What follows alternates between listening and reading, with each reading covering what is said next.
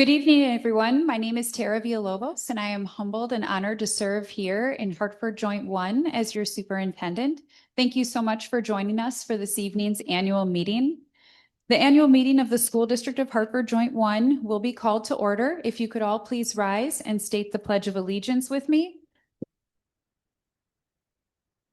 I pledge allegiance to the flag of the United States of America and to the republic which it stands, one nation, under God, indivisible, with liberty and justice for all. Thank you. The annual meeting is a special meeting that allows electors specific powers according to statutory requirements in a common school district. Electors are any individuals who are eligible to vote in a school district election, that is, residents of the School District of Hartford Joint 1. All electors may participate and vote in this meeting. In order to vote or make motions at this meeting, you must be 18 years old and a current resident for at least 10 days in the School District of Hartford Joint Number 1. Voting shall be done by raising hands, and the votes will be counted by the chairperson unless there are too many audience members to hand count, in which case we do have paper ballots on hand, and we will use those to help us provide a more accurate account of votes, or if a motion is passed requiring ballots. The very first order of business is to elect a chairperson. So at this time, the floor is open for nominations for chairperson of the meeting. Yes? I am here to nominate Mr. Noel Bowie for chairperson. Thank you. Mr. Bowie, do you accept the nomination? Thank you.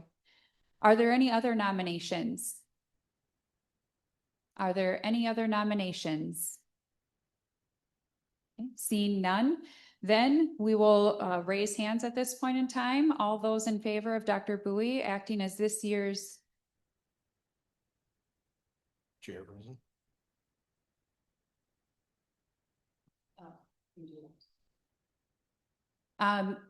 All those who are in favor of Dr. Bowie acting as this year's chairperson, please raise your hand. Those against?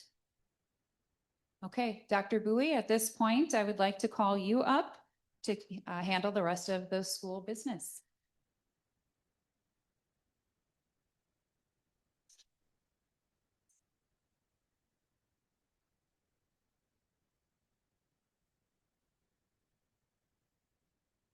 All right, thank you. At this time, I'd like to appoint Amy Hoffman as the recording secretary for our meeting. Thank you, Amy. We'll proceed on to our proceedings. Reading of the proceedings of the annual meeting held on October 29th, 2024. The reading of the proceedings of the October 29th, 2024 annual meeting may be waived with a motion. Do I have a motion to waive the readings of the proceedings? Doug Carroll makes a motion. Do I have a second?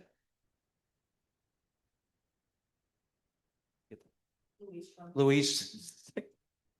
Thank you, Louise. For a second. All in favor, please say aye. Against? Motion carried. At this time, I'd like to hand over the state of the district report to Dr. Villalobos.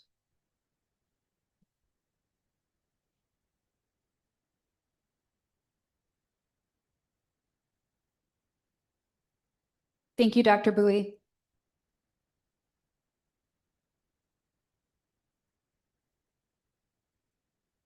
Okay, so whenever we do the state of the district report, this is just a reminder that it is a look back on where we have been and our journey of the last school year. So if you're sitting in the audience and you know that, hey, we did something this year, you may very well be right, but that will be reflected in next year's state of the district report. So the very first thing that I wanted to share is our school board goals. And so for the last 3 years, we've had a set of 3 board goals that this district followed very faithfully. However, last year we went through a process that began in February and resulted in the school board taking action on the 4 school board goals that you see here. And that action was taken in May. The first one is to invest in people. That really is looking at our team here, and it's looking at recruitment, retention, and development of excellent staff. The second board goal is to develop well-rounded, future-ready students. That came out of the feedback that we received from all of those in attendance at our February sessions, as well as feedback from rounding and discussions with the school board in terms of making sure that our students are prepared for their future. The third area is prioritizing safety and operational excellence. That will look very familiar to our previous goal of school safety, but we also added the operational side to that, which includes a lot of the finance as well. And the last goal, because we know that schools are the heart of the community, we wanted to make sure that we were maximizing the work and the connection that we had with the community. So you can see our final goal is to strengthen school-home community partnerships through communication and engagement opportunities. So when we look at those 4 goals, we wanted to make sure that we're reflecting on how we've made progress in each of those areas. So to do that, we developed key performance indicators. And so just like you saw, the school board goals themselves were approved in May. These key performance indicators, there are 23 of them, were approved by the school board in July. I won't read all of these to you, but this is the foundation of what our new local school report card will be based on. So again, there is an accountability report card that is statewide for both districts and schools. This will help us develop our own key performance metrics for our local report card, telling the story of what our community finds value in for our school district. So then when we reflect on all of the things that transpired last year that helped us make accomplishments and move forward in each of these 4 categories, we see the following. So when we look at investing in people, one of the things that we've done now, this will be year 4. So last year was year 3 of giving the Gallup survey. The Gallup survey nationwide, staff engagement is at 31% of your staff population.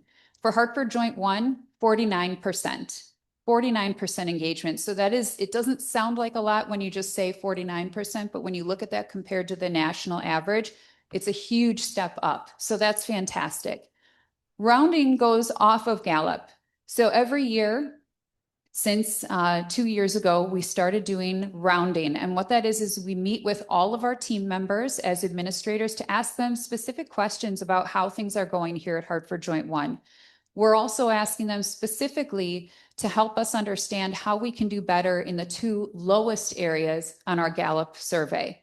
And one of the questions that we ask during rounding is Hartford Joint 1 a great place to be? Are you glad you work here? Is Hartford Joint 1 a great place to be? 99.5% of our staff members, that's over 200 staff members, said yes.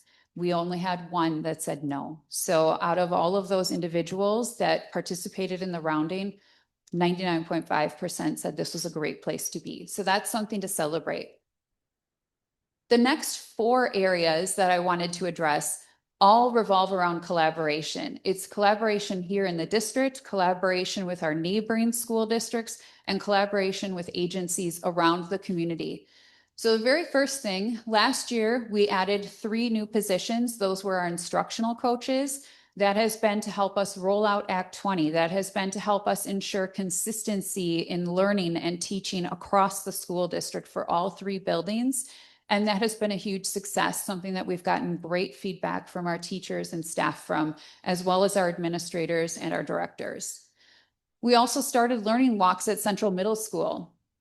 That's something that has gotten a resounding set of positive feedback and has been supporting the teaching and learning that occurs at Central Middle School. And it's really been a model that we've used in the Hartford area schools, but we're doing it here within Hartford Joint 1.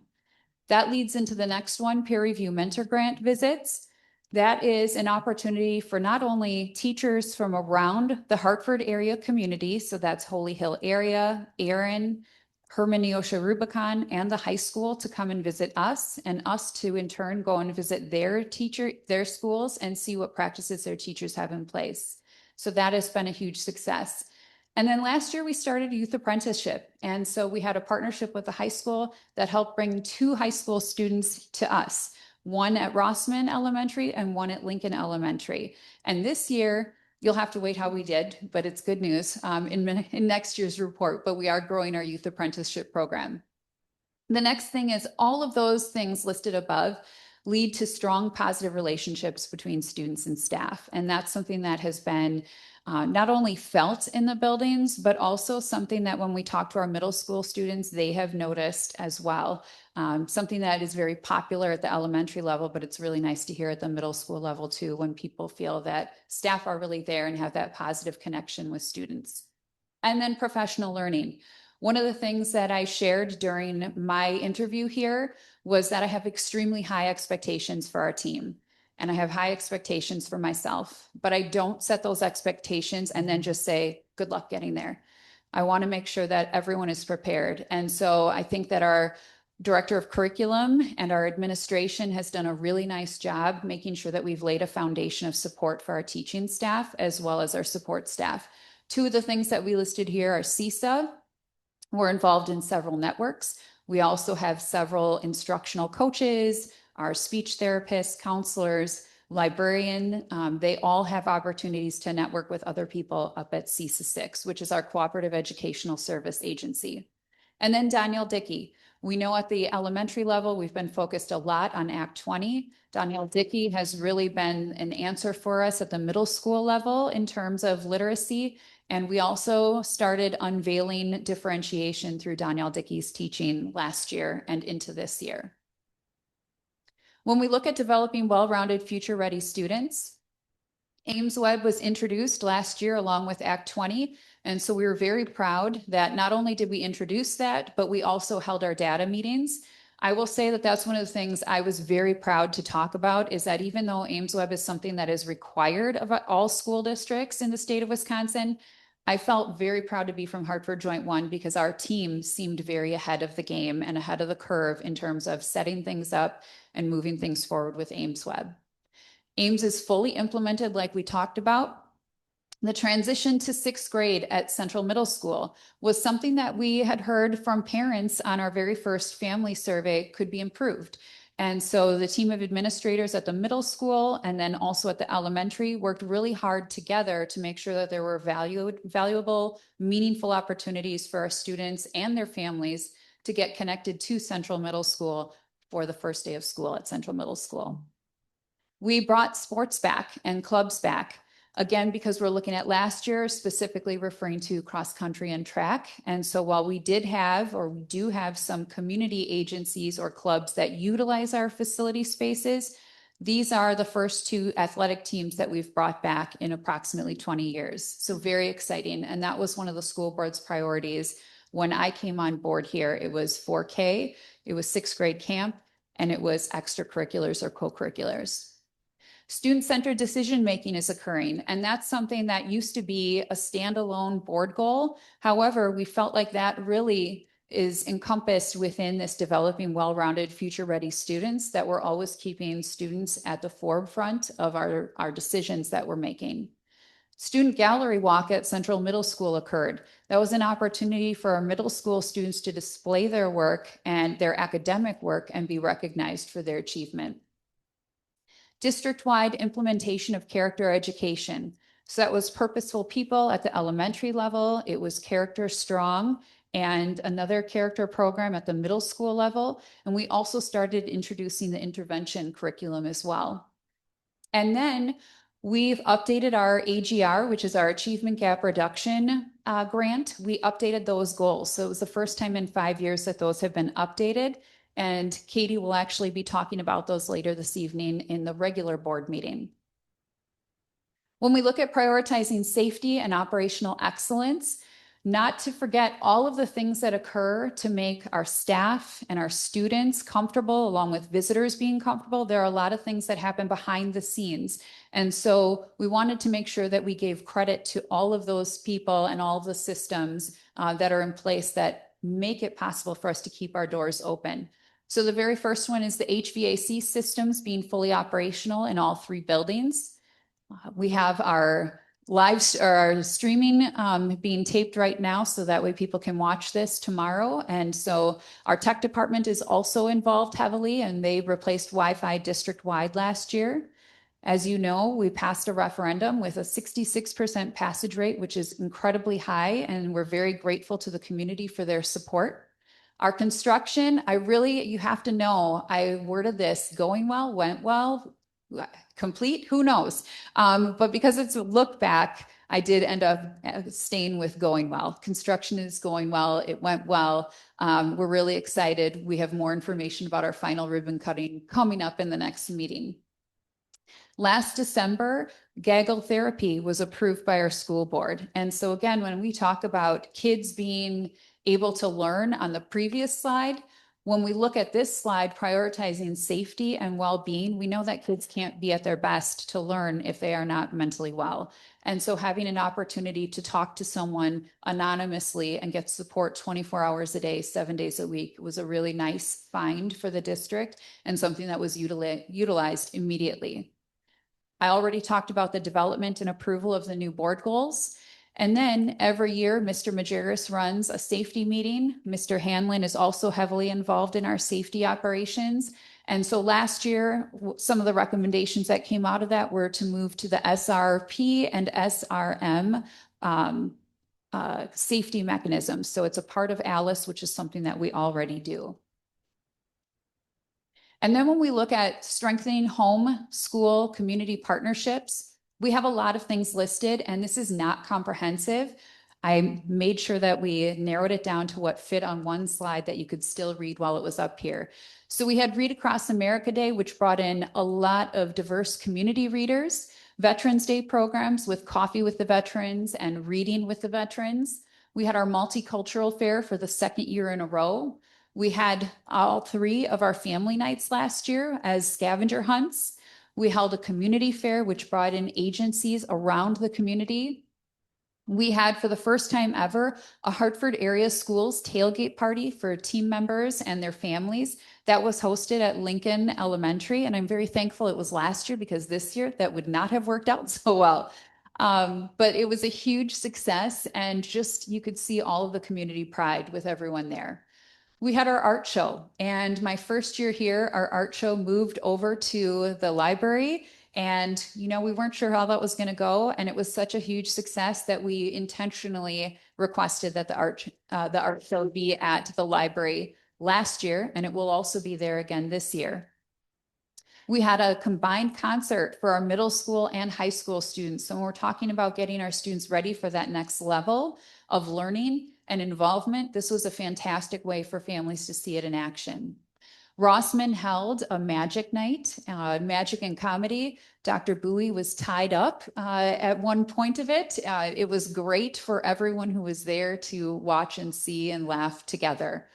The senior luncheon was hosted at Central Middle School, and that's always a wonderful event. Conversations for Our Future was held in February. We had 4K family meet and greet events.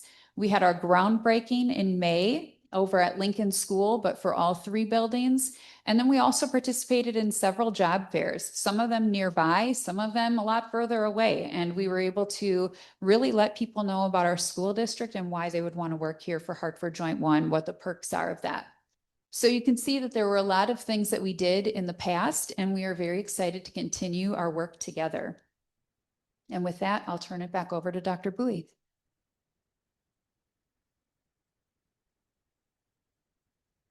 Thank you, Dr. Villalobos.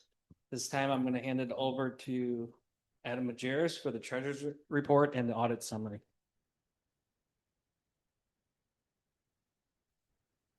Thank you, Dr. Bowie. To start with, according to the agenda, just wanted to give a brief summary of our financial statement audit.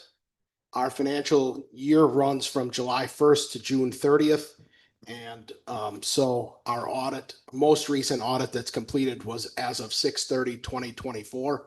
Happy to report that the district, and I'll use some language directly from our audit report from Vesta, which is one of the 20 accounting firms in the state that are approved by the DPI to do school district audits. In our opinion, the financial statements present fairly in all material respects. The respective financial position of the governmental agent activities, each major fund, and the aggregate remaining fund information of the School District of Hartford Joint 1 as of June 30th, 2024, and the respective changes in financial position for the year then ended in accordance with accounting principles generally accepted in the United States of America.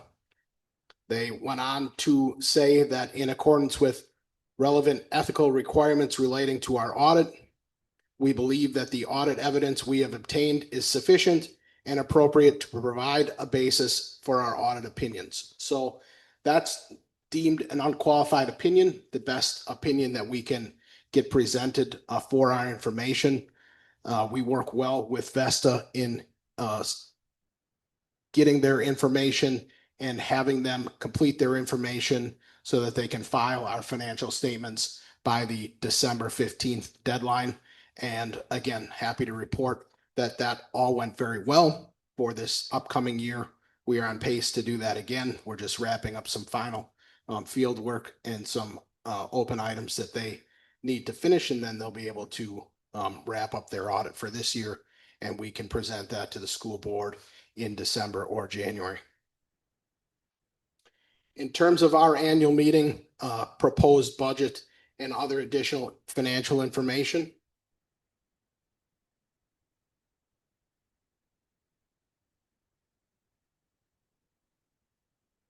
So briefly, just wanted to show you kind of a calendar. Again, I present this every year.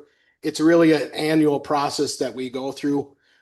If we look at October of last year and how we got to this point this year and even into the future, the next couple months, last year we certified the tax levy and the budget at this time. Then we started working on things already for the next year. So we go through and walk around our buildings to try to see what things need to be updated in the following summer. We get different pieces of financial information that we need. Second Friday counts in January, CPI measures that are finalized as of the end of the year so that we use that for salary negotiations. We take all kinds of actions in terms of facility packages and setting deadlines for expenditures for the year, taking action on property and casualty insurance. A big one is we set our preliminary budget in June. So based on the information that we know, we formulate a budget for the current school year, the school year that we are in right now. And then the state of Wisconsin has their budget process, and they'll finalize a 2-year budget, which they did in July of 2025. We'll talk a little bit about that as we go through this information. Then we get in July some information regarding equalization aid estimates. We have our audit staff here in July and the first part of August to do their work. We continue to get information. We had a board workshop in late August to talk about what we were finding for kind of some of the preliminary information leading up to this meeting tonight and setting our final budget. In September, we get third Friday counts. So that is a very key number for us because a lot of financial calculations hinge upon what our current enrollment is and what our 3-year average information is. Then the state sets their final property valuation. And then in October, on the 15th, for example, we get the final kind of revenue limit calculations, including the final state equalization aid that the district will get. And then it's a mad rush to get things ready for tonight. And then we'll set a final budget and tax levy here tonight. Then we will send that information to the municipal units that the district covers. So there's, I think, 7 of them or 8 of them. The city of Hartford and then the neighboring towns around the city of Hartford. We'll send them that information so they can finish their property tax bills. And then, like I said, in December, we'll present our financial statement audit for the year ending June 30th, 2025. So again, it really is a year-long kind of process. Certainly, we work on parts of that more than others in certain times, but very comprehensive process that we go through. When we talk about our budget, I want to talk a little bit about our revenue sources and how they've changed. So these are two graphs that show the 2024-25 revenue and then what's projected for 25-26. What you'll see here is two large pieces, again, very similar to most districts in the state. The lion's share of revenue that we get is either state aid in one shape or form, which is designated in the purple on those graphs. And then in red is the local sources, which is mainly made up of property tax levy. So the key point to point out here is that the amount of aid that we're getting from the state is slowly decreasing. Back when revenue limits were put in place, it was customary for the state to fund schools at a 2/3, 1/3 kind of scenario where they were providing 2/3 of the monies for school districts from the state level, and local municipalities were taxing for the other third. As you can see in the projection for this year's graph, we're almost 50-50 now. And so just something to keep in mind from the standpoint of when we get a total revenue limit authority, more and more of the money that we need to operate is coming from local sources, not the state. Here are the different kinds of fundings that we get in some pieces. Again, lion's share being state equalization aid, but there's other pieces that we get from the state. Local funding, again, property taxes mainly making that up, and then some federal dollars in terms of general fund grants that we book into Fund 10. Some assumptions that we need to make as we put forth a budget, again, largely dependent on our student counts. Our student counts are decreasing. We'll show you a graph and a table on that a couple pages from now, but we are getting smaller in terms of student count. So the key to that is we need to make sure that in terms of staffing and benefits and the people cost side of things, we have to make sure that we're very protective and really proactive when it comes to right sizing the district, making sure the staff we have is makes sense compared to the students that we have. Equalized value in the district increased, which is a positive. Last year, the increase in all of the taxable property in the district was 8.2%. This year, the increase was 8.3%. And the total equalized value in the district is now at $3 billion. When the figures don't change, when our increase in equalized value doesn't necessarily match the state's overall increase in equalized value, you could see problems as it relates to aid, but our changes have been almost in lockstep with the way the state has been moving in its entirety. So that is a good thing. Number 3 here, the state sets the low revenue ceiling. This year, it's $11,650. We're slightly above that low revenue ceiling. As you can see in this little table here, we're at $11,765. So if you take all of our students and multiply by that $11,765, that's the total amount of revenue that we can bring in to the district. $742 of categorical aid per pupil is still in effect and has been unchanged through the budget process. So our budget here reflects that. One of the major factors that we have going into this budget is that our general equalization aid from the state is set to decrease by $1.3 million this year, 11.4%. Just so you're aware, 71% of the school districts in the state will receive less aid this year than last year. Somewhat uncommon situation for this biennial budget. This year, the aid was for all school districts was unchanged. We believe certainly that the rationale that the lawmakers are expressing is that if we need, school districts need additional revenue, the revenue limit ceiling, the low revenue ceiling was increased and is scheduled to increase every year because of the authority granted by the governor in the last biennial budget. And so since we have that authority, they're essentially saying that they want us to take advantage of that additional revenue limit authority. Aid figures are finalized on October 15th, like I said earlier. And again, this budget packet shows the effects of that. Just wanted to show you kind of where the revenue limit authority per student is in the other Washington County schools. So you can see where we are, and you can see where the other K-8s are and where the other K-12 systems are as well.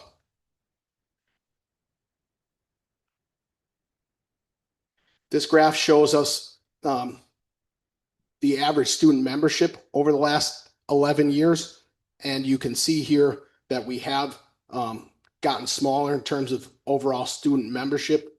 This year in the revenue limit calculations, we're using a number that's just under 1,600, 1,595. So there are some mechanisms in the revenue limit formula that help offset or kind of decrease the impacts of that. But just to keep in mind that if we get to a situation where we kind of trough out here and it stays equal, there is a mechanism that declining enrollment exemption that we get will get smaller and smaller and eventually go away if we start to increase in students. So just something that we have to keep track of as we're projecting out the next 2, 3, 5 years.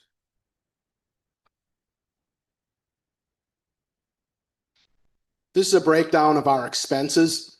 Again, pretty similar to prior year graphs. What you'll see in purple and gray is salaries and benefits. Again, since we are essentially a service business and our service is providing education to students, that's done by people. And so when you take into account purple and gray, that's the salary and benefits for the district employees. Then you also need to take into account the blue section. Blue is purchase services.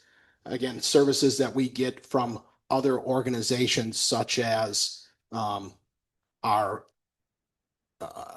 second shift cleaning, CISA when they provide consulting to us, if we have purchase services for any of the special ed type services that we get, hard of hearing or things like that. I mean, any of the services that we have that are people-based, that's what's showing up in blue. So when you take purple and gray and blue into account, again, that's the lion's share of what our budget is and what schools' budgets are.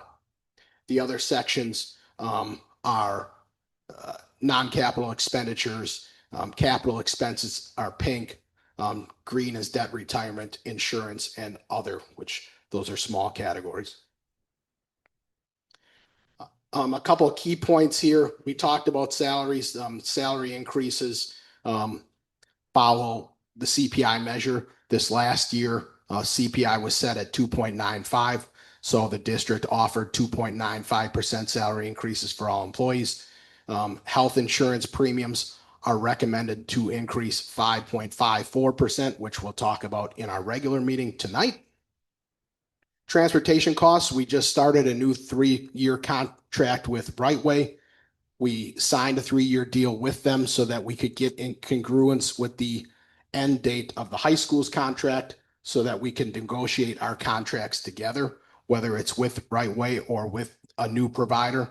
But because we are under a new contract and coming off of a legacy contract, the scheduled increases for their services have gone up quite a bit. As you can see here, this year we are going to pay 28% more in terms of transportation services, which is a significant dollar amount. It comes out to a couple $100,000. Net open enrollment, again, students that come in, students go out. There is a transfer of money either to us for students that come in or to the other districts as one of our joint one students goes to a different district.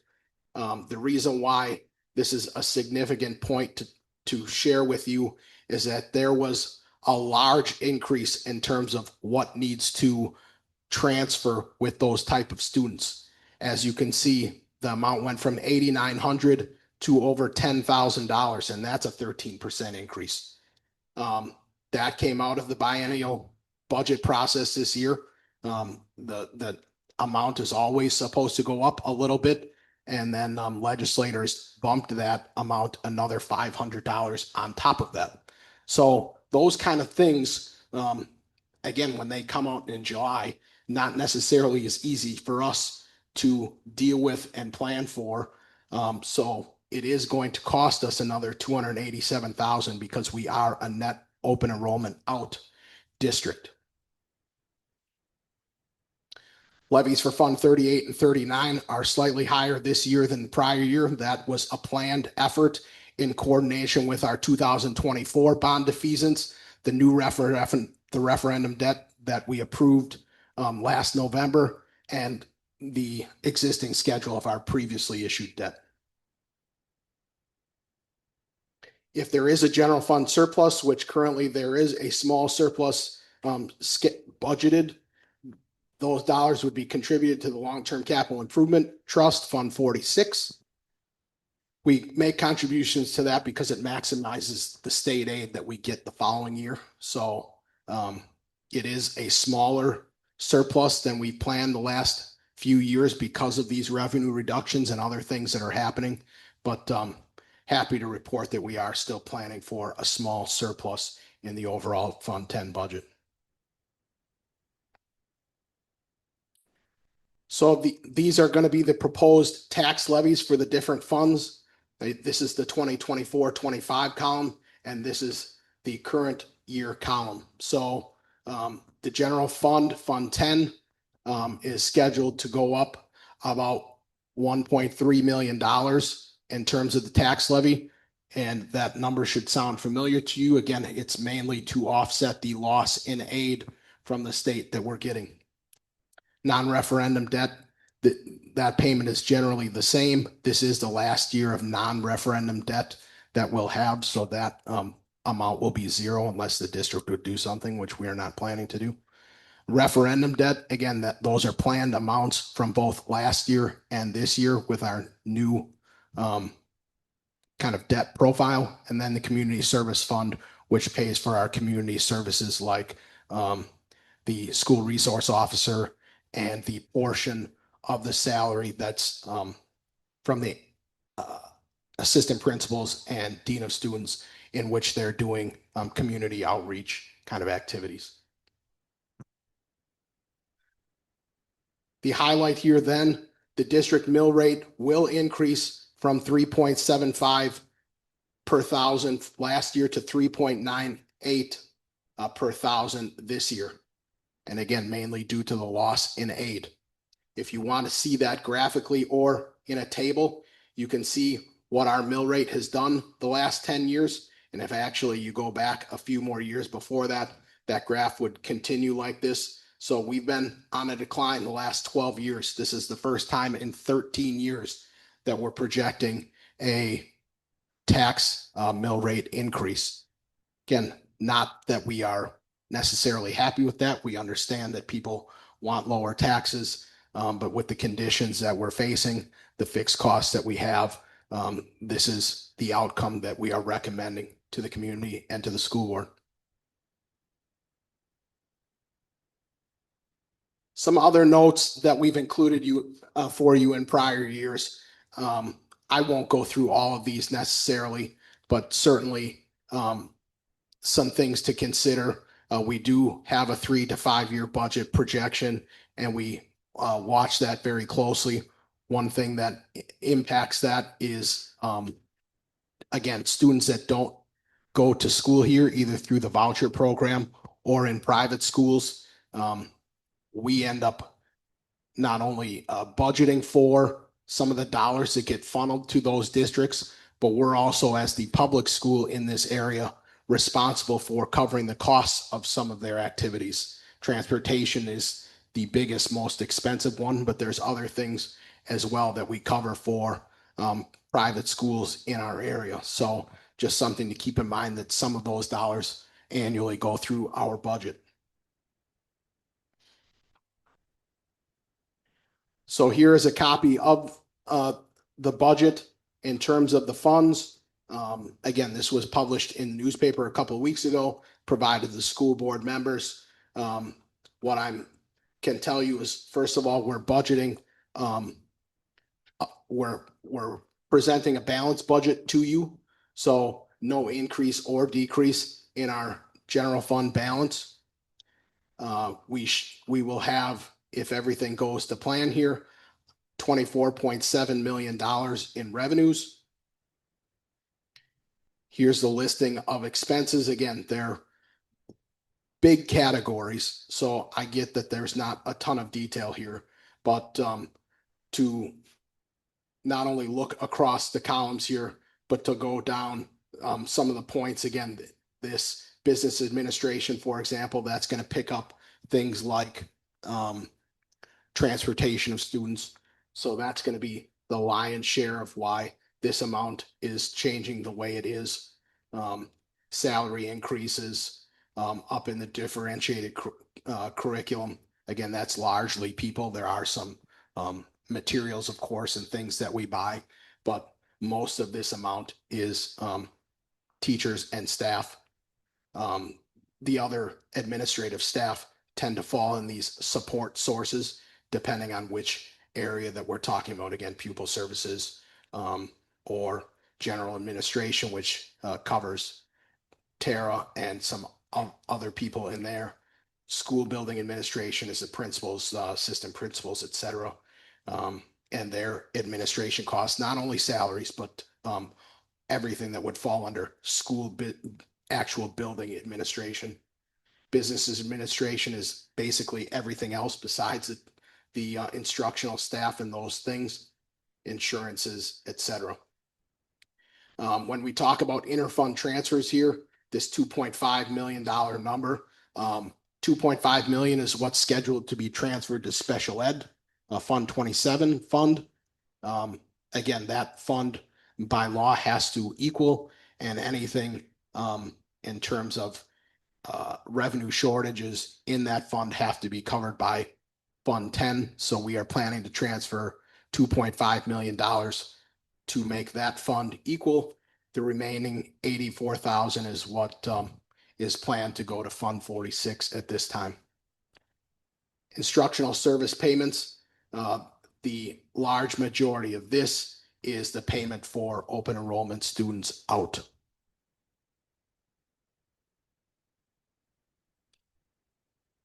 Special ed fund, like we talked about, again, it's a balanced equation. So total revenues for special ed equal the total expenditures for special ed. Even though our student counts are dropping, what we found is certainly the numbers of special ed students and their needs haven't necessarily decreased. So these are all the revenues and costs to manage those programs and service those children. Funds 38 and 39. If you see here again, indebtedness at the end of the year, that jumps because that is the effect of our new bonds that are in place. Again, we closed those bonds in July of 2025. So that's why you don't see it in previous periods. It's actually in this year's. The only funds that we use in here are funds 46. And while we're during construction, Fund 49, once we get done with construction, Fund 49 will close out and we'll transfer the money that we need to make that get to zero. And then the legacy balance in there will be Fund 46. So you can see what our proposed ending Fund 46 number is going to be, even after we spend out what we agreed to spend out for our project that we've been undertaking since May. Food service, we're projecting a small deficit. That's been common the last couple of years. Fortunately, we have a large food service fund balance. Again, we've been hesitant to raise costs in terms of lunch prices too much. Ms. Flitter and I are working on staffing and some of the other things going into future years, but we are projecting a small fund deficit in Fund 50. And then Fund 80, again, is our community service fund, dealing with those items that we talked about, the school resource officer and the expenses for the community outreach. Because we have a large fund balance there relative to the amount of expenses we have, you can see that I'm actually not levying that much for the community service fund because I want to eat into that fund balance a little bit. It's starting to get a little high, so we want to eat into that. Treasurer's report, this will show you the assets, liability, and fund balances for the different funds that we maintain.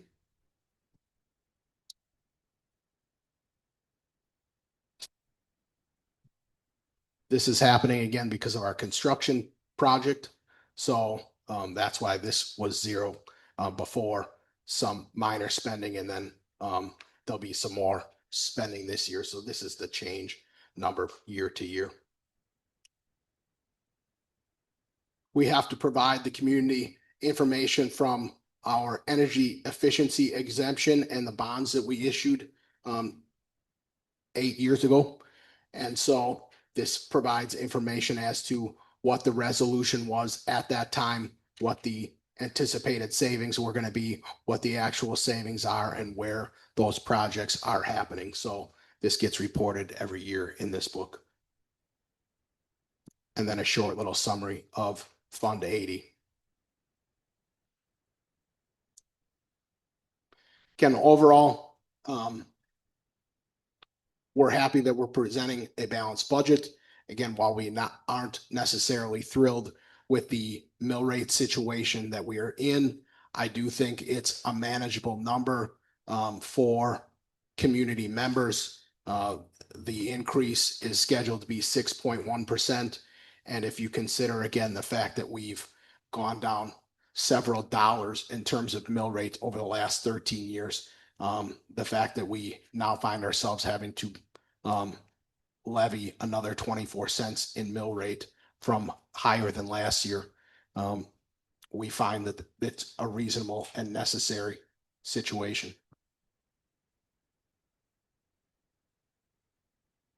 Any questions?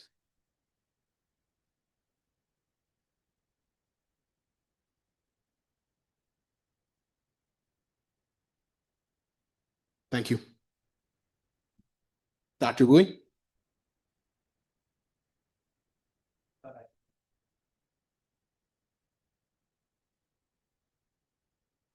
All right, at this time, as Mr. Majerus had stated, thank you, Mr. Majerus. The floor is now open for questions or discussions in part of the budget hearing.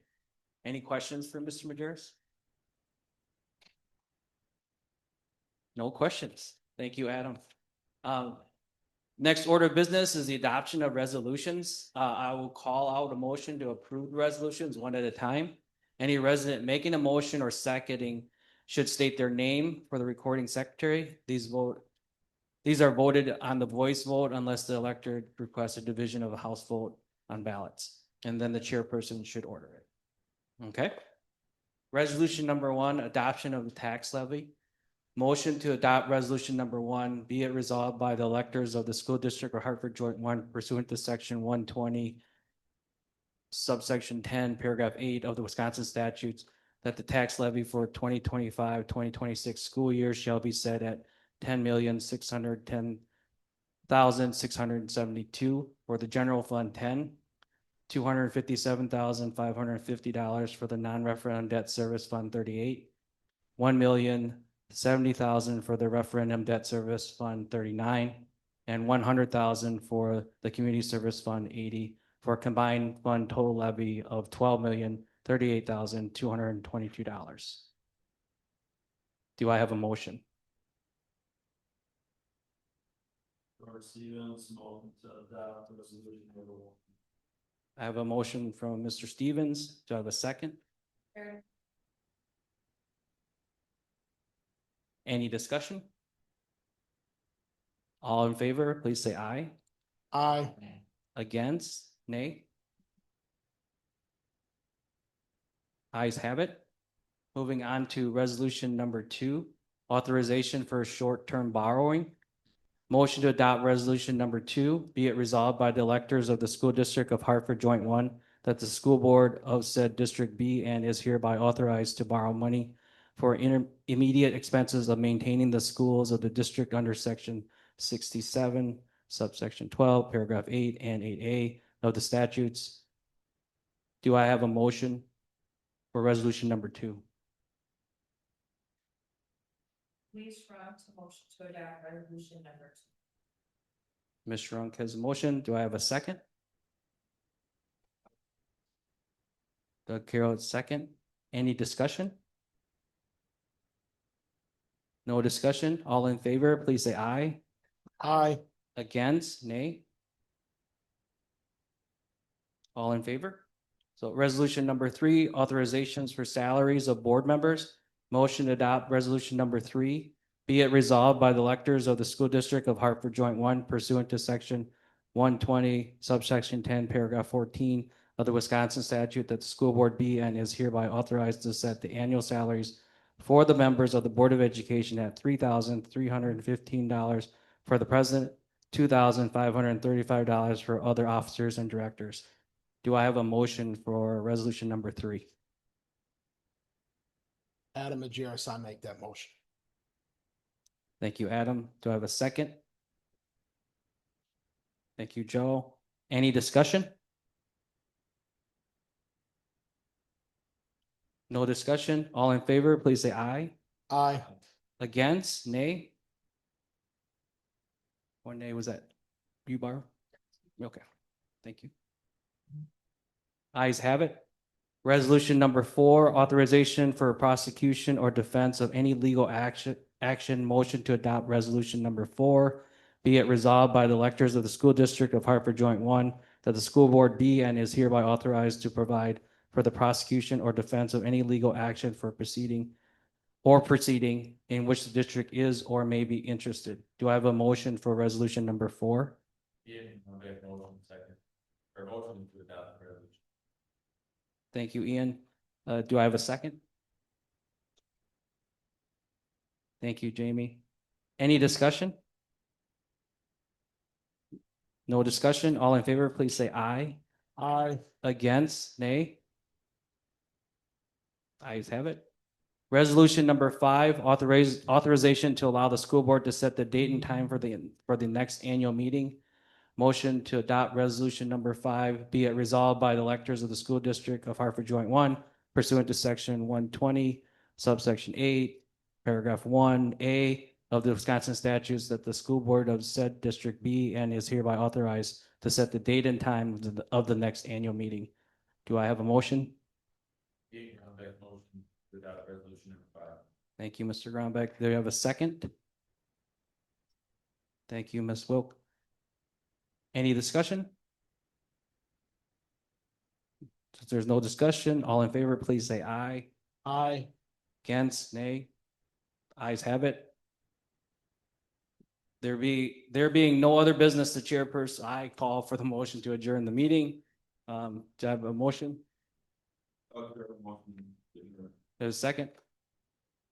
All in favor, please say aye. Aye. Against. Thank you.